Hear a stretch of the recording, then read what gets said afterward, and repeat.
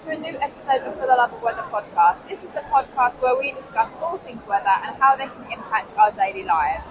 I'm meteorologist and weather presenter Gemma. And I'm meteorologist and weather presenter Aisling, and we are really excited for you to hear from all of our guests today. We are bringing you a very, very special episode today, all the way from Bristol and from the Blue Earth Summit. It's been a crazy couple of days, very, very busy, but we have spoken to some amazing people and we can't wait for you to hear their stories. I'm Emma Askew. I'm an environmental researcher and communicator, and I founded Earth Minutes around 3 years ago, and we specialise in environmental communications. Our mission is to drive the future of environmental thinking and learning, and what we mean by that is that we want to make environmental research and science fundamentally more accessible to more people. Also, we want to make sure that we tell it in a sustainable way. So that's our kind of round-up mission, and we're a young group of environmental researchers and creatives. So we're very passionate in not only engaging young people in the environmental space, but also including them at all sorts of leadership levels. So you've got a lot of sort of sciencey in your background. You grew up near the coast. Yeah.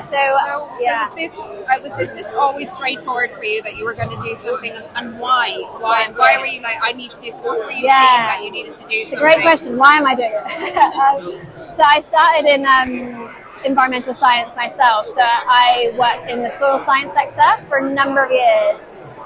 My dad is a soil scientist, so I grew up with that being in my family, something that I knew.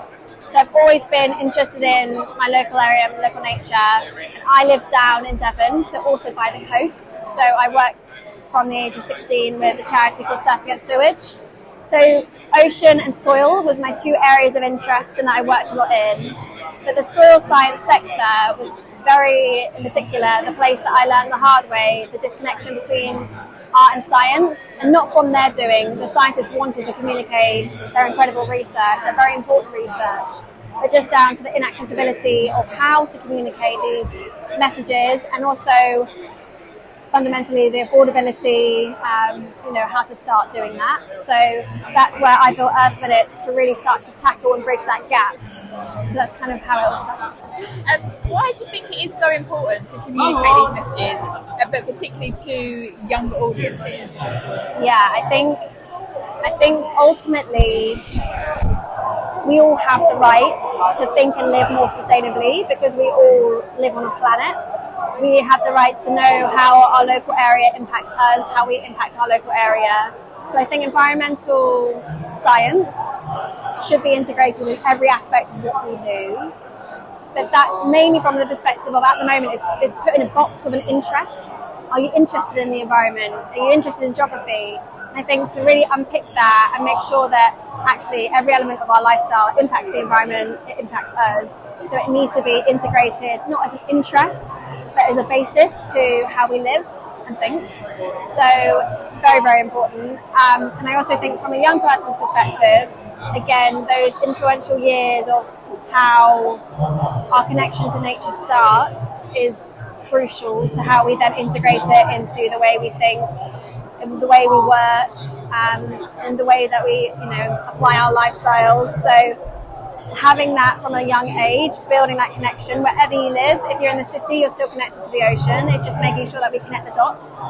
So both the connection and integrating the environment at every level of the way we think and live, our lifestyles, is fundamental, and I think the future of how we live on the planet. I think that's the thing about people that live in cities. They feel very disconnected from the ocean, and they don't realise that what they're doing actually has an impact. Because they're like, well, I live in a city. Yeah. I'm nowhere near the coast. It's 2 hours for me to get to the coast. Why should I even actually care? Totally. And I think that's really important, because I totally agree. Like, if you're not going to be given or join the dots, if that's not going to be explained, why should you care? It's not made obvious. And I work with a lot of students based in London around ocean learning, and a lot of the time they just think, I'm distant from the coast, I'm not impacting it, it's not my problem. And it's fair enough if you think that way. So it's how we then explain, actually by dropping that bottle in the street, how that is going to get to the ocean. As soon as you apply that information and provide those resources, people build up that connection and, realise that they're having an impact, and then they care. People want to be able to care. They usually do care. But if we're not going to fill that gap, we just don't know. So most people in London as well, they don't realise that their actions through climate change leads to sea level rise, and then the Thames will rise, and therefore we'll probably need a new Thames barrier. That impacts London. Yeah. That feels so far away from their day-to-day lives, and they probably don't even take that into account. Yeah, and going straight back to soil as well. That's a really important one, where it's they're not only connected to the ocean, but urban communities need soil, and the disconnection from people realising that actually they do need soil is unreal, because you think soil is more for farmers, and inherently it is for growing food, but you still need to have green spaces in London for various climate change reasons and mental health reasons, but also for growing food. Urban growing, whether it's using soil or not, is fundamental to how we're also going to evolve our lifestyles. So all those elements are just important for everybody. It's just how we integrate that into different audiences and reconnect them to different audiences. So you mentioned a lot about disconnect with students, and you've been doing this now for a couple of years. Is there much climate anxiety amongst the people that you talk to, and what do you do about it, and how has it changed what you're doing as well? So I'm sure what you started with, oh my goodness, a little bit about climate anxiety. Firstly, yes and yes and yes. There is a lot of climate anxiety, more than ever. Not just with the people we work with, but within our own team, within ourselves. I think working on these projects, as much as we, a lot of the time, trying to empower and inspire people, researching them fundamentally drains you. There's so many different projects, issues, challenges to tackle that in itself can be overwhelming. But I think especially over the last couple of weeks, with the UK government in particular, with the decline in climate policy, climate anxiety has just skyrocketed, and it's gone through the roof. And we had a youth summit recently where we were just really brutally honest about it. We all felt hopeless, and we actually ended up making sure that the event was more of a community event to support each other, and to make sure that we can just support each other through learning different areas of what we can do, but also making sure that we give that space for rest as well with each other. One of us, as an individual, won't be able to communicate to everybody about all these different topics, so it's how we can work together collectively. But an organisation we work really closely with is called Force of Nature, and they tackle a lot of climate anxiety and transform it into action, and I couldn't recommend them enough. We join their monthly calls with their community groups to not only offload our own climate anxieties, but learn about others' climate anxieties and support each other. But also they have a number of resources. They have climate cafes across the UK. We also run their climate cafes as well to speak to other people, not only educate other people, but again, make sure that climate anxiety is a known term, unpick what that actually means, how it makes people feel, and again, provide that support for all those people, not only young people, but 100% young people are feeling a lot of the weight, because it's very scary to realise it's your future. The weight is on your shoulders, essentially. Looking forward to the future. I was listening to the radio, I don't know where I was going, so I can't recall what I was listening to, but it was young people talking about stuff, the climate and what they were worried about in the future. And I genuinely didn't know that people who were born in after 2000 really have this idea in their heads that they have to fix this, and that it's not their fault, and they really feel helpless about it. And these were teenagers, and they were talking about, they were worried about their parents not being able to buy food, and getting part-time jobs because they wanted to help in the house, and at the same time worried about this massive climate. And I know about climate anxiety, and I know all of this, but I actually felt genuinely shocked. Because I feel it for my own children. I didn't know. Actually hearing it, it's my God, they were really worried. Really worried. And it's growing. It's a growing source of climate anxiety. And I can't speak for everybody, but for myself, I think a large cause of that is the fact that our net zero targets are looming. So 2050 is the UK's net zero target. But we can't go beyond the 1.5 degrees Celsius rising.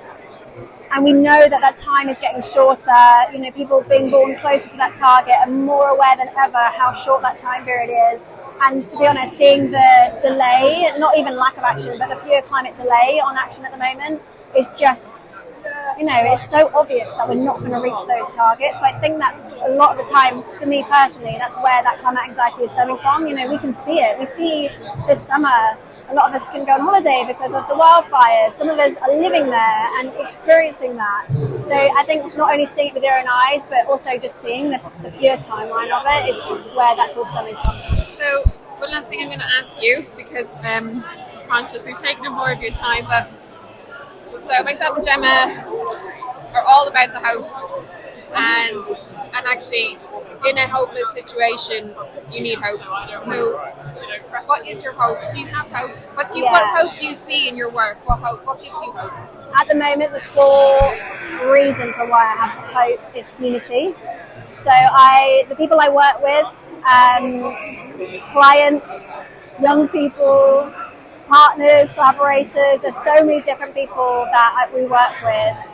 They not only work with us to achieve the same goal, they want to share their work, their mission, but they're also fundamentally the community that hold each other together, make sure that, you know, we can not only provide each other with latest information, but also with that support of when rest is needed, to pass over the mic when someone needs to step up and someone needs to take a breather. So I think that community element is fundamentally where hope grows, and you can't have hope without action. And even sometimes being in a community and seeing what other people are doing, seeing what they're achieving gives you hope. So I think that's crucial. So I started a company in 2019. It's called 9 Trees Community Interest Company, and we're based in the UK, and we create biodiverse woodlands of the future that you can visit today. So individuals and businesses sponsor a tree or 9 trees or 900 trees, and then we go out and find altruistic landowners and plant a woodland or a nature reserve on their land, and then the individuals or business sponsors are able to visit that land and watch hope grow. So as they watch the trees grow with their children or their clients or their team members, they've got a real sense of hope for the future. Why 9? So each individual in the UK emits roughly 9 tons of carbon into the atmosphere annually, and each tree, based on a hectare of woodland in the UK, sequesters 1 ton of carbon in its whole life. So it would be great if we planted 900 trees 60 or 100 years before we were born, but we didn't do that. It'd be great if we planted them when we were born, but we didn't do that. So we are where we are now. So let's plant 9 trees every year to try and balance our carbon footprint in 100 years. And if you want to plant more, then we'll plant more for you.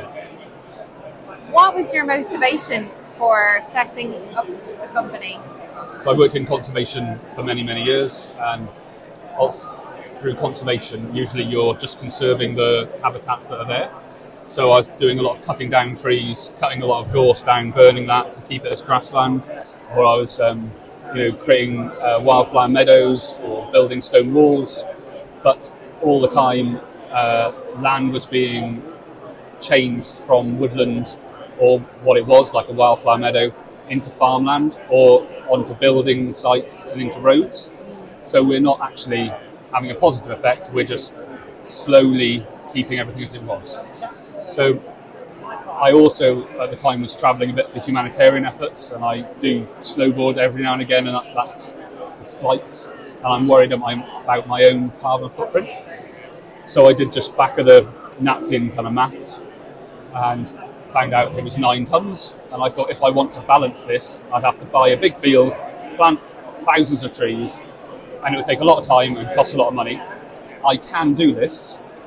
I don't necessarily have the money to buy the land, so let's ask landowners if they'll donate land, and let's ask more people to magnify the effect. And then the other director, when we started it in 2019, said we need to just not worry about individuals, but we need to add businesses, because they've got a lot of money, We can talk to one business and get like 10 or 20,000 pounds. It'll take us a long time to speak to 1,000 individuals and get that much money. So yeah, so 90 was born, 2019. It's 4 years later now, and we're doing all right. Yeah. And we hope to do better. How many trees have you planted so far? It's only 15,000 trees, but we hope to be planting 10,000 every year for the next couple of years, and then really our aim is to plant 100,000 trees in the next 6 or 7 years. So we want to plant in every single county of the UK. At the moment it's just 6 counties, including one in Scotland, some in Wales and some in England, and Northern Ireland, a site coming on board this year. We take like a scientific based approach and apply lots of like models to it through mapping, and find out if it is the right thing to do. There's 50 stages basically we go through with a landowner before we even set foot on the land, and then we look after the trees for 50 years to make sure they're having the most positive effect. So you mentioned a couple of times about life cycle of a tree. So I know, so recently I was speaking to somebody from the Woodland Trust, and they were saying that an oak tree, for example, a couple of 100 years old, that's old, and then other trees, 80 is old. So when you mentioned or an ancient tree, actually the word ancient was what we were actually talking about. What life cycle are you thinking about in your mind when you're working that out? How long? So an ancient tree is usually like 1,000 or 2,000 years old, and an old tree would be like 200 to 500 years old. And so we're talking about trees that are like teenagers, basically, 50 years old by the time the site's out of lease with us. And everyone generally lives till about they're 90 years old, and our market is the 30-year-old person. So we're hopeful that the trees will reach at least enough maturity to have sequestered the carbon they're meant to by the time the individual dies. And our company is a company that works in 50-year stages, basically. So we're thinking of the future of thousands of years, not just the next 5 years. You mentioned at the beginning having like a diverse range of trees. Why is that important? Why do you need to make sure that it's native trees to the area that you're planting in? Why is that the case? So often we plant monoculture crops in the UK, and that's for sustainable woodland through the Forestry Commission. However, they can acidify the soil, and it's not as good for biodiversity. And the main thing that's happened in the UK over the last 100 years is a massive decline in biodiversity. So a biodiverse broadleaf woodland that is well managed hosts over 4,000 different species, whereas a monoculture crop of Sitka spruce or red cedar might only support about 44 different species. And we can't just deal with the climate crisis. We also have to deal with the biodiversity loss and the mental health crisis that we're going through. So it's about getting people into those woodlands. You know, if you walk in a Sitka spruce woodland, it can be a bit scary and desolate, and that's not so good for the mind. Whereas walking in an ancient woodland, or lovely woodlands of oaks and hazels and all the lovely trees that we expect from Britain, can really enlighten the mind. And the different structure of the canopy, it's all undulating. So I think it's for many different reasons, but mainly biodiversity and well-being. There's no better feeling than when you walk through a woodland and it's especially if there's like any season of change for me. So spring and autumn, absolutely beautiful. But also the lovely stillness in the winter, like if it is raining, it is a lovely place to go. You can sort of be in the rain but not be in the rain, because there's always that little canopy of protection that somebody would do, or wind as well, protection. Just have one more question for you. What's the one thing you wish everybody knew about what you do? That if you suffer from eco-anxiety, an easy way to start taking responsibility for the world is to plant a tree and to visit a woodland, and that's what we hope to achieve. So I'm Sandra. I am the current chair of the West Bristol Climate Action Group. We are a local group in Bristol, West Bristol, of just concerned citizens. Everyone has their own special like or want that they want to see locally. So we all basically got together. Members change, they come and go. So some of the topics that we deal with also change. A lot of action groups locally deal with one specific topic, but we tend to cover a few different topics. We also run educational talks occasionally, where we get guest speakers to come in. They're usually the specialists in their field. We sort of pluck them from usually the university or something like that, and they'll come down.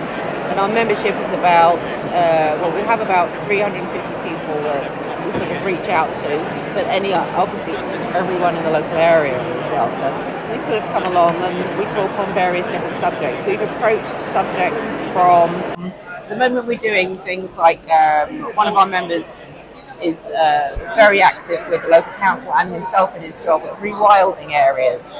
So you'll see certain areas in our local neighbourhood that wildflowers have just sprung up on, and that's because we've been working with people and the local council and trying to bring some local nature back in, which affects our carbon footprint locally. So we're all trying to do something that we talk about things on a national scale or a global international scale. We're doing it locally on our own doorstep. And I don't think we're the only ones doing that either. It's a goal for us all to sort of get together with other local groups to do the same things as well. And one of the projects that's being toyed around with at the moment and talked about is creating wildlife corridors between us and other towns as well. And you've probably seen something similar. I don't know if you're aware of Bristol, if you're from here at all. There's a local high street, and all the pedestrian crossings in the middle have usually got a little bit of mud either side of them. You sort of walk in the middle of the road, go to the other side. Somebody's planted wildflowers up the entire street. So what was usually typically grass in the past, or just a little bit of mud, now these beautiful wildflowers growing from it. And they've done that right in the smack, bang in the heart of an urbanised area. So you'll see, that wasn't us, by the way, that was somebody else, so I can't take credit for that. But again, another project for the future is rewilding parts of beautiful local areas that have just become, they're still green areas, but we're trying to bring back some of the lost wildflowers that come in. Some other members have dealt with things like the carbonisation that we see with the amount of traffic on the road, transport, public systems, trying to encourage people to find good ways of moving away from always getting in a car to go somewhere, maybe go out on foot, use public transport, get a bicycle, and do things that you can do that won't cost anything. If you go and you want to exercise, so maybe go to the shops less, find somewhere local that you can walk to, so you'll actually be getting fit. It won't be costing you anything, so you won't have to pay for it. You'll still be getting your shopping, you'll be reducing the carbon footprint. There's all these kind of, I don't know, sensible, but these different ways of thinking about things that we do on a daily basis that we can do that have a massive impact. And you might think, it's just me, what difference is that going to make? There's billions of us on the planet, and if we all did stuff like that, it would make a huge difference. So you kind of jumped straight from talking about something local there to something really big. So you went from small to local. So what's your motivation? What was your motivation for thinking? Like, what has brought you to the point where I really need to work at this, I need to do this? What's your motivation? It's always been there. I think it's been there from when I grew up. And I think a lot of people are like that as well, but you become sort of complacent in the world that you live in. I've got a driving licence. I used to have a car. I didn't think about it because it was convenient for me to get to work and to go to different places. And then when I moved to Bristol, it was really expensive to park and I couldn't find a space. So I moved away from it because I knew I could walk. And then I was like, I actually kind of like this. And I moved on from there. And it snowballs. It's usually the butterfly effect, I think they call it. Something small happens, and it's not necessarily something that you plan, and then it rolls on from there. And once you reach one goal, keep that and move on to the next goal, and then another one and another one. Before you know it, you've done all these different things, variety of things, and you've made a change to yourself and those around you. So you mentioned at the beginning of the podcast, a lot of people come and a lot of people go. How do you hold your vision there when you've got people coming and going all the time and a lot of change? How do you stand the course of what it is you're trying to achieve? We maintain obviously a footprint of what's happened before. You know, we have newsletters that have gone out and websites, so we can see the work that all the other members that have been there in the past have done. It's good work as well, it's solid stuff. But it's usually around the same kind of topics. I'm just about to start one on food waste that I'm talking to a local PhD student about. She actually approached me completely out of the blue, so I'm sort of helping her on that. And that's opening up a whole new topic that we've never really approached before. And I've just discovered, just by chatting to some of the other committee members, that one of the others did a huge study on that years ago now. So the more we get together and the more we talk, the more we realise we're all actually on the same page. And we don't limit ourselves to just one topic, which is why you probably hear me bouncing around from subject to subject. Because the climate crisis, the CO2 emissions, is an holistic group of multitude of different things. You started off by doing something on the weather, and you've diversified onto doing different things yourselves, you know. It's this thing, you sort of fall down this, what do you call it, the rabbit hole? This wormhole. And it's never ending of ways that you can change and I suppose try to make a difference in the world. It's a learning curve. I'm no expert, and I will never claim to be an expert on it, but I love trying to find out new things. I love discovering new things. That's where I am. What are you most proud of having achieved? Well, ask me that again in a year. Maybe 2 years. I don't know. We're constantly moving. I'm proud that this group has made a difference, that you can, like, things that you can see. We've done talks before, they come, they go. You know, people have promoted, like I said, the car-free Bristol and going out on your bike. But I really like the wildflower project that we're working on at the moment, because I can walk past that every day. And it's a reminder that we've actually done something tangible that not only we can see, people that don't even know our group can walk past and they can see. And the member who's spearheaded that whole thing is very, very active at making little plaques and prints and things, educational boards. So just as if you two were walking past, you see it, you'd stop, you read it, learn something new, and you can see that we were trying to make a difference. I like that. That makes me proud, because I can see that we made an actual difference in our neighbourhood, you know. Getting the conversation to continue even when you're not around. Yes. Yeah. So we spark interest in people, and that's what it's all about. Making people feel good that there's actual real positive change happening, you know. Which brings me on to the next question, actually, which is, you know, do you have hope? Always. Never give up hope. Never. No one should ever give up hope. There's always tomorrow, there's always something else. And when you think that everything is spiralling out of control, you look around you at things like this, how all these people have come together.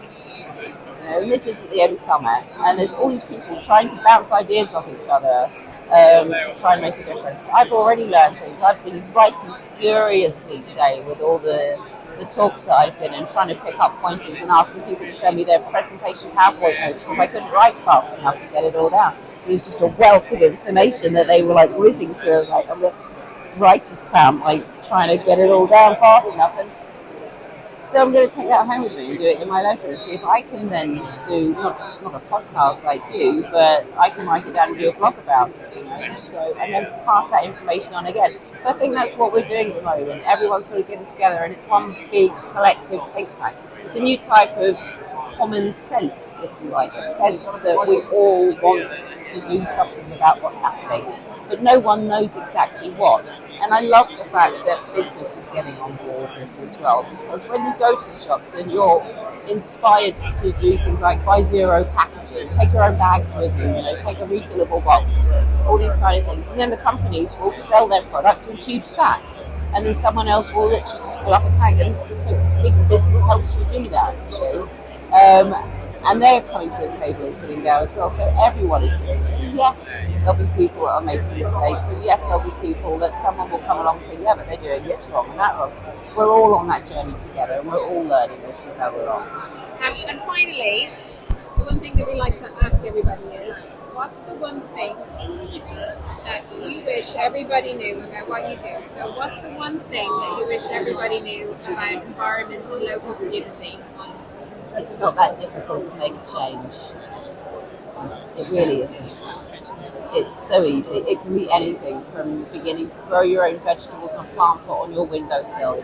And even if you live in a flat and you have no garden, stick it right next to the window and you've made a change. It's that simple. We really hope you've enjoyed this special episode of the podcast all the way from the Blue Earth Summit. If you would like to subscribe, rate and review the podcast, that would mean a lot to us. It really helps other people find our podcast and we get to share our love of the weather with more people. If you'd like to follow us on Instagram, we are For the Love of Weather. On Twitter, we are the number 4 Love of Weather. And as always, we just really hope that you leave this episode loving the weather just that little bit more. Thanks for listening.